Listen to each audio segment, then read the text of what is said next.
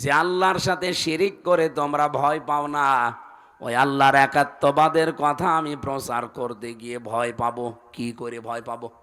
আমার তো ভয় আসে না। তোমরা আল্লাহর সাথে শিরিক করে ভয় পাও না, আর আমি আল্লাহর একাত্মবাদকে প্রতিষ্ঠা করার জন্য দাওয়াত দিয়ে ভয় পাবো। এ কথা তোমরা ভাবো কি করে? মালাম ইউনাজ্জিল বিহি আলাইকুম সুলতানা, তোমাদের পক্ষে কোনো দলিল নেই, আর আমি যে প্রচার করি দাওয়াত দে আমার পক্ষে সহিফা আল্লাহ দিয়েছেন। জোরে বলেন সুবহানাল্লাহ। এই আয়াত থেকে কিছু পেয়েছেন? কি ঘুমাচ্ছেন? কিছু পেয়েছেন এই আয়াত থেকে? আমাদের যিনি জাতির পিতা, যার সন্তান আমরা দাবি করি, হযরতে ইব্রাহিম আমাদের নাম রেখেছিলেন মুসলিম বা মুসলমান, সেই বাবার সন্তান আমরা, তার মতোই কথা বলা দরকার। আজ বাংলাদেশে যারা শিরিক করেন, আল্লাহর তৈরি করা পাঠানো আইন বাদ দিয়ে অন্যের আইন যারা এদেশে কায়েম করতে চান, আপনি শিরিক করে ভয় পান না, আর আমি আল্লাহর আইনের পক্ষে কাজ করে ভয় পাবো। আপনি ভয় দেখাবেন আর আমি জড়সড় হয়ে যাব। আমি তো নমরুদের সন্তান না, আমি ইব্রাহিমের সন্তান।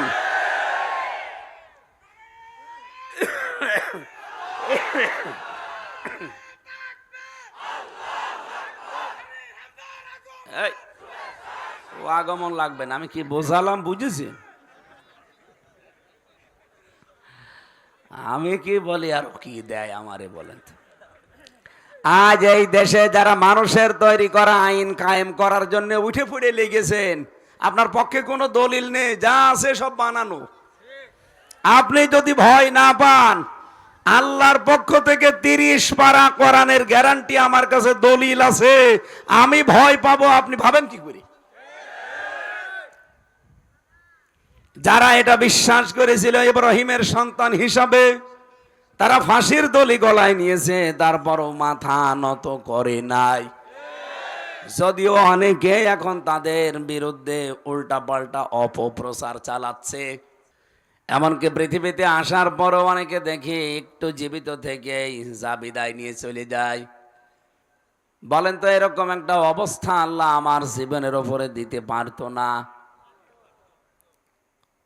এখান থেকে শুরু করে এই যে 33 বছরে চেয়ারে বসে থাকা পর্যন্ত আল্লাহ একটা বিষয় স্মরণ করিয়েছে, যে মানুষ আমার সাথে যে নাফরমানি করে, করে কি করে? আমি আল্লাহরই তো বিশ্বাস হয় না যে নাফরমানি করতে পারে, কারণ ও তো কিছুই ছিল না। আমি আল্লাহ নিজে ওকে জীবন দিয়েছি, আবার মরণ দেব, আবার আমার কাছেই ফিরে আসা লাগবে। তাহলে কাইফা শব্দ ব্যবহার করা হয় কখন? আমি কি বোঝালাম? যে আল্লাহ বিশ্বাস করতে চাই না এমন শব্দ বলার আগে। সূরা আনআমের 81 নাম্বার আয়াত দেখবেন, অকাইফা আখাফু মা আশরাকতুম ওয়ালা তাখাফুনা আন্নাকুম আশরাকতুম বিল্লাহ ইলা আখিরি আয়া। আল্লাহ এখানে কাইফা ব্যবহার করে জানিয়েছে, এটা যদিও ইব্রাহিম আলাইহিস সালামের কথা। তিনি জাতির লোককে জানিয়েছিলেন, হে আমার জাতির লোকেরা, আমি কিভাবে ভয় করব? যে আল্লাহর সাথে শিরিক করে তোমরা ভয় পাও না, ওই আল্লাহর একাত্মবাদের কথা আমি প্রচার করতে গিয়ে ভয় পাবো। কি করে ভয় পাবো? আমার তো ভয় আসে না। তোমরা আল্লাহর সাথে শিরিক করে ভয় পাও না, আর আমি আল্লাহর একাত্মবাদকে প্রতিষ্ঠা করার জন্য দাওয়াত দিয়ে ভয় পাবো। এ কথা তোমরা ভাবো কি করে? মালাম ইউনাজ্জিল বিহি আলাইকুম সুলতানা, তোমাদের পক্ষে কোনো দলিল নেই, আর আমি যে প্রচার করি দাওয়াত দে আমার পক্ষে সহিফা আল্লাহ দিয়েছেন। জোরে বলেন সুবহানাল্লাহ। এই আয়াত থেকে কিছু পেয়েছেন? কি ঘুমাচ্ছেন? কিছু পেয়েছেন এই আয়াত থেকে? আমাদের যিনি জাতির পিতা, যার সন্তান আমরা দাবি করি, হযরতে ইব্রাহিম আমাদের নাম রেখেছিলেন মুসলিম বা মুসলমান, সেই বাবার সন্তান আমরা, তার মতোই কথা বলা দরকার। আজ বাংলাদেশে যারা শিরিক করেন, আল্লাহর তৈরি করা পাঠানো আইন বাদ দিয়ে অন্যের আইন যারা এদেশে কায়েম করতে চান, আপনি শিরিক করে ভয় পান না, আর আমি আল্লাহর আইনের পক্ষে কাজ করে ভয় পাবো। আপনি ভয় দেখাবেন আর আমি জড়সড় হয়ে যাব। আমি তো নমরুদের সন্তান না, আমি ইব্রাহিমের সন্তান।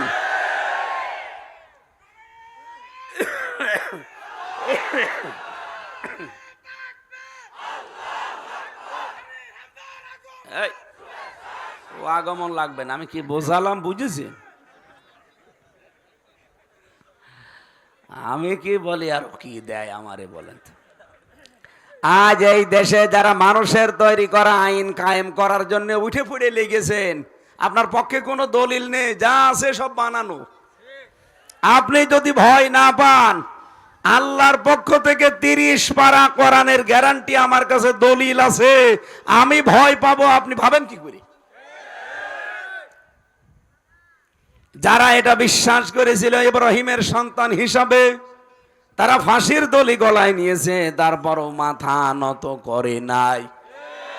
যদিও অনেকে এখন তাদের বিরুদ্ধে উল্টাপাল্টা অপপ্রচার চালাচ্ছে যে এতদিন নাকি আমরা নৌকার সাথে মিল করেছিলাম, এজন্য আমাদের কিছু হয়নি। তা আর কি হবে? আমার মতো একটা ছোট মানুষই 3 বছর জীবন থেকে হারিয়ে ফেললো, কি কষ্টই না দিয়েছে তারা।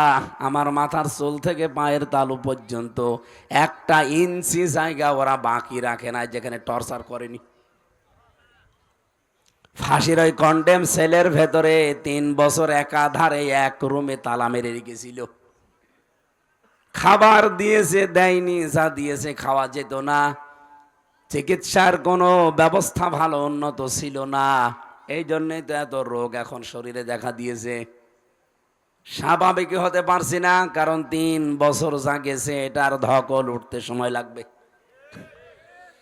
11 জন মানুষ দুনিয়া থেকে বিদায় নিয়ে চলে গেল এ দলের। হাজার হাজার মানুষ ওই 15 বছরে একাধারে, অনেকে জেলে, কেউ পালিয়ে, এমনকি কেউ আয়না ঘরে কাটিয়েছে। এত জুলুম, অত্যাচার, নির্যাতন বাংলাদেশের ইতিহাসে হয়েছে কিনা আমি জানি না। এরপরেও যদি কেউ এখন তহমত দেয়, মিথ্যা কথা বলে যে এরা নৌকার সাথে আতাত করেছিল এই জন্য এদের কিছু হয়নি, তা আপনি আবার কি হতে বলছেন? আপনি কি আরো কিছু হতে বলতে চান?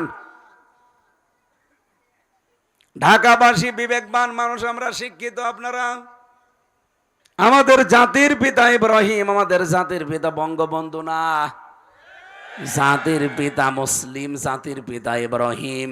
এটা তো আমি বানাইছি নাকি? মিল্লাতা আবিকুম ইব্রাহিম হুয়া সাম্মাকুমুল মুসলিমিন।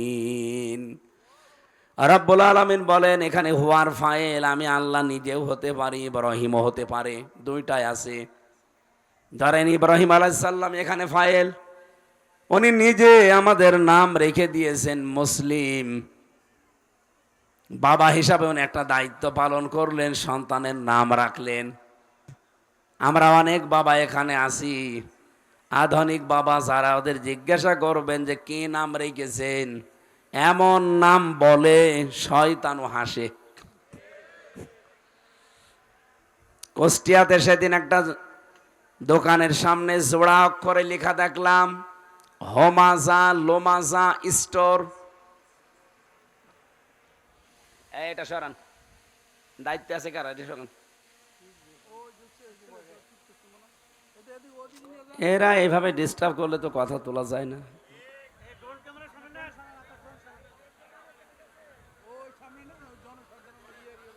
না,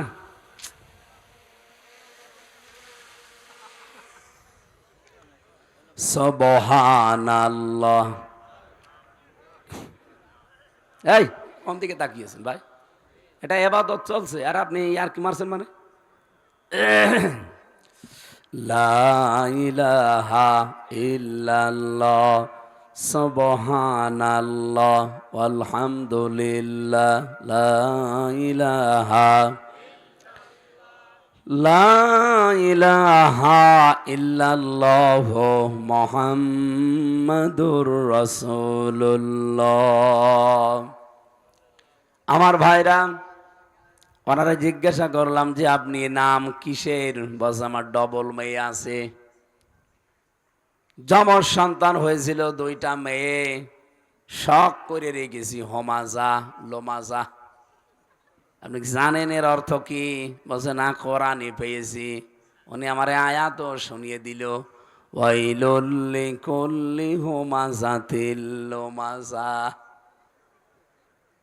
আল্লাহ বলেন ধ্বংস হয়ে যাক হুমাজা আর লোমাজা। যারা সামনে এবং পেছনে মানুষের নিন্দা করে তারা ধ্বংস হয়ে যাক। ও কি নাম রেখেছে টের পাচ্ছে? আমাদের জাতির পিতা যিনি, আমাদের নাম দেখেন কত সুন্দর, মুসলিম মানে আত্মসমর্পণকারী। সুবহানাল্লাহ বলতে পারেন না? বাবা যারা এসেছেন, যারা গার্জিয়ান, এরকম একটা অর্থবোধক নাম রাখবেন। আমরা আত্মসমর্পণ করি, আমরা মুসলিম যারা পৃথিবীতে দাবি করি, যার তার সামনে না, আমরা শুধুমাত্র আত্মসমর্পণ করি আমাদের মালিকের কাছে। অন্য ধর্মের যারা এদেশে আছেন, আপনাদেরকে আমরা দাওয়াতের উদ্দেশ্যে বলছি। এই যে বিশাল অনুষ্ঠান চলে গেল আপনার, আপনি কি দেখেছেন এই অনুষ্ঠানে আপনারা যাদের সামনে মাথা নত করলেন? যেদিন ওরা এই দশমীর দিনে তাদের দেবতাকে ডুবিয়ে দেয়, তাদের মূর্তিকে, তাদের ভগবানকে ডোবায়, ওই দিন আমি ছিলাম সিরাজগঞ্জে। মাহফিলের গেট আর পূজার গেট একেবারে পাশাপাশি। আমি মনে করলাম একটু দেখার জন্য হলেও যাই, কারণ বৃষ্টিতে নষ্ট হয়ে গেছে, কিছু মানুষ সামনে বসে আছে। মাহফিলে যাওয়ার রাস্তা আবার পেছন দিয়ে যাওয়ার সময় আমি বললাম নিয়ে যান, আমি একটু দেখি ওদের পেছনের অবস্থা কি। পেছনে তাকিয়ে দেখি সামনের দিকে যারা 8টা 10টা হাত নিয়ে দাঁড়িয়ে আছে, কেউ দাঁড়িয়ে নেই, ওর সব পেছনে বাঁশ দিয়ে খাড়া করা, একেবারে জায়গা মতো বাঁশ দিয়ে খাড়া করে রেখেছে।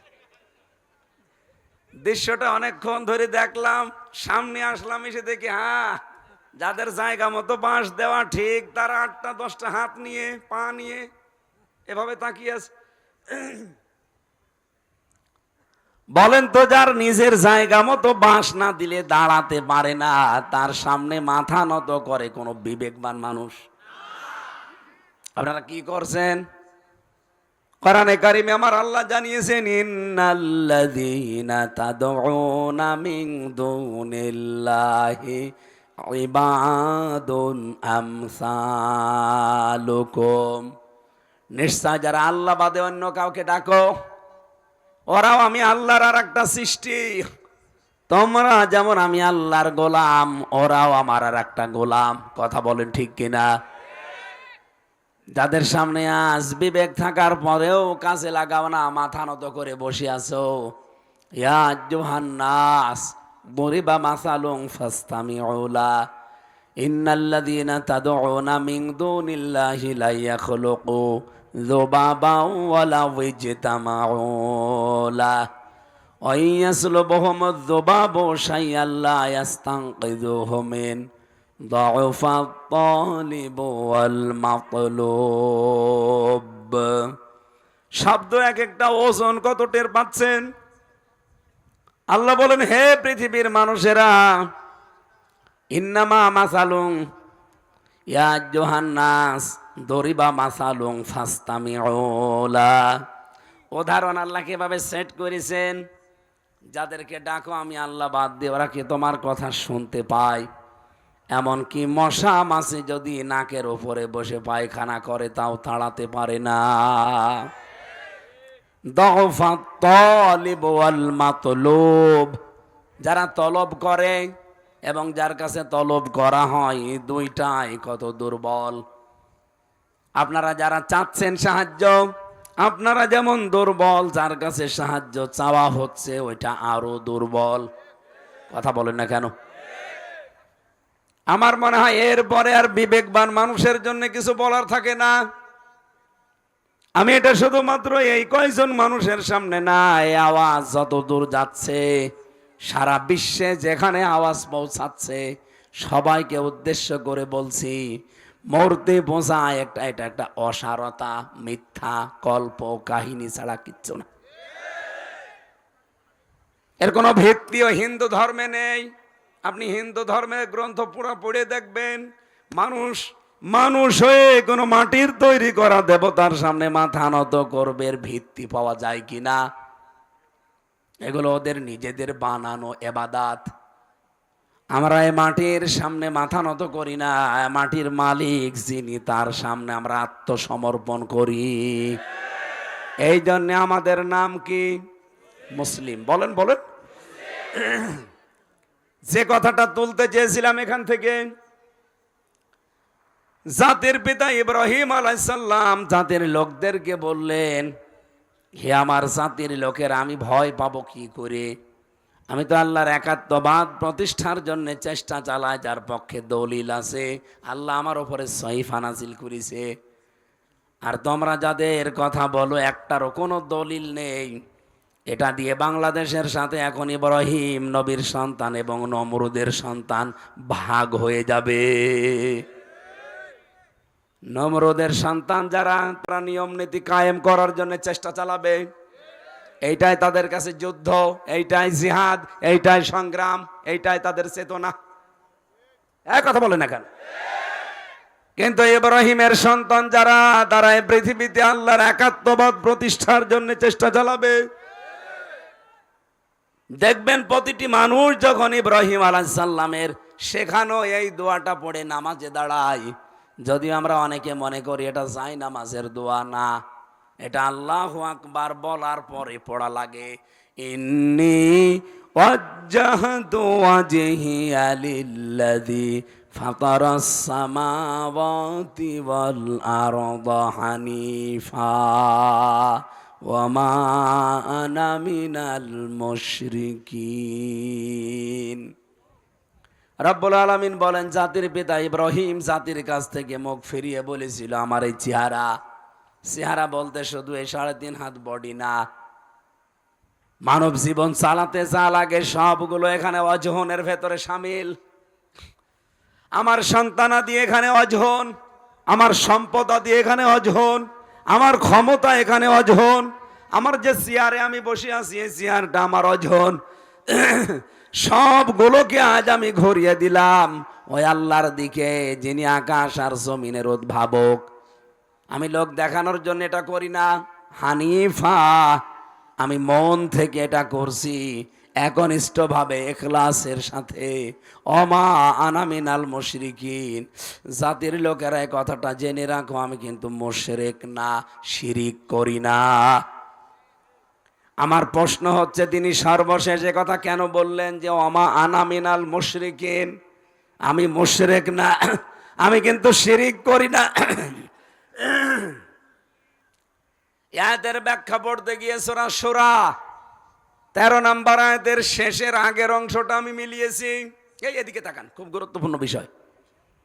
আজ বাংলাদেশে আল্লাহর আইনের কথা বললে যাদের কাছে ধান্দাবাজি মনে হয়, যাদের কাছে দুনিয়ার কাজ মনে হয়, যাদের কাছে রাজনীতি মনে হয়, তাদেরকে বলছে সূরা শূরা 13 নম্বর আয়াতের শেষের আগে আছে, কাবুরু আলাল মুশরিকিনা মা তাদউহুম ইলাইহি।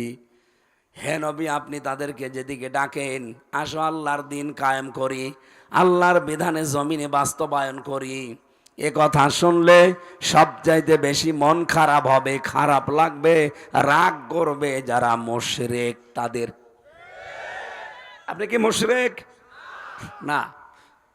আপনি নিজে বলছেন যে আমি মুশরিক না, অথচ মুশরিকের আচরণ করছেন আপনি আমার সাথে। বলেন তো, সেই কুষ্টিয়া থেকে পর্যন্ত এই 200 কিলোমিটারের উপরে আমি এসেছি আমার বাবার আইন এদেশে কায়েম করার কথা বলতে। বলেন বলেন। আল্লাহর আইনের কথা বললে আপনার কাছে রাজনীতি মনে হয়, আপনি অবশ্যই যে কোনোভাবে শিরিক করছেন। আর শিরিক করলে মানুষ হয়ে যায় মুশরিক, আর মুশরিকের কাছে আল্লাহর আইন ভালো লাগে না। এবার এই দেশে যারা আল্লাহর বিধানের কথা কায়েম করতে বললে রাগ করে, মন খারাপ করে, আপনি বিশ্বাস করতে পারেন সে লোকটা শিরিক করছে, হয়তো টের পাচ্ছে না, যে কোনো ভাবে তার দ্বারা শিরিক হচ্ছে, আর শিরিক হলেই লোকটা মুশরিক, মুশরিকের কাছে খারাপ লাগবেই।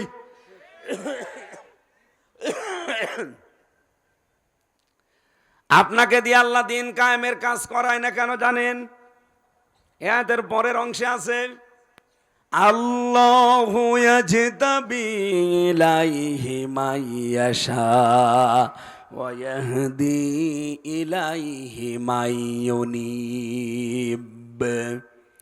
আল্লাহ পাক বলেন, আমি যাকে এজতেবা করি, এজতেবা মানে নির্বাচিত করা, মনোনীত করা, পছন্দ করা, নির্বাচন করা। আমি আল্লাহ যাকে নির্বাচন করি, মনোনীত করি, পছন্দ করি, যাকে আমার ভালো লাগে, এই লোকটাকে আমি আল্লাহ আমার দিন কায়েমের কাজে লাগিয়ে দেই। কেন লাগাই? ওয়াহদি ইলাইহি মাইয়ুনিব। যে লোকটা মন থেকে আমি আল্লাহর দিকে ফিরে আসতে চাই, তার এই ফিরে আসাটা আমি দেখি ও কি লোক দেখানোর জন্য আসে না আমি আল্লাহর জন্য একনিষ্ঠভাবে আসে। এইটা দেখার পরে ওকে আমি একনিষ্ঠভাবে দিন কায়েমের কাছে লাগিয়ে দেই। বাংলাদেশে এখন 4,20,00,000 মানুষ সরাসরি বলছে আমরা এদেশে আল্লাহর বিধান কায়েম করতে চাই।